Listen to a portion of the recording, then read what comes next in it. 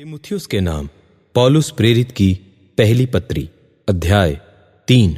यह बात सत्य है कि जो अध्यक्ष होना चाहता है तो वह भले काम की इच्छा करता है।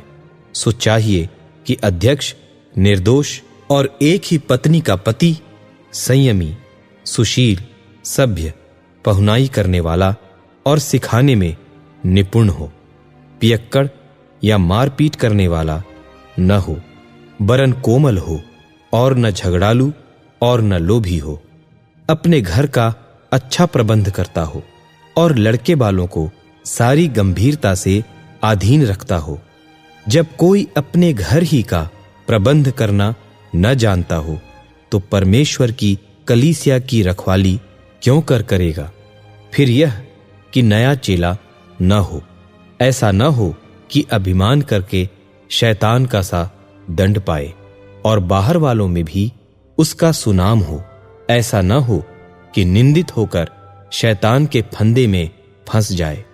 वैसे ही सेवकों को भी गंभीर होना चाहिए, दो रंगी, पियक्कड़ और नीच कमाई के लोभी न हो, पर विश्वास के भेद को शुद्ध विवेक से सुरक्षित रखें और ये भी पहले परखे जाएं, तब यदि निर्दोष निकलें तो सेवक का काम करें।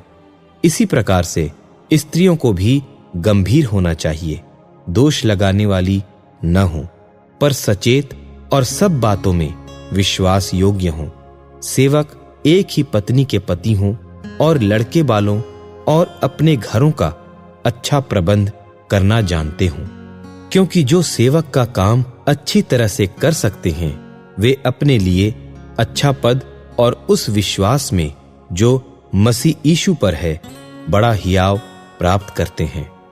मैं तेरे पास जल्द आने की आशा रखने पर भी ये बातें तुझे इसलिए लिखता हूं कि यदि मेरे आने में देर हो तो तू जान ले कि परमेश्वर का घर जो जीवते परमेश्वर की कलीसिया है और जो सत्य का खंभा और नींव है, उसमें कैसा बर्ताव करना चाहिए।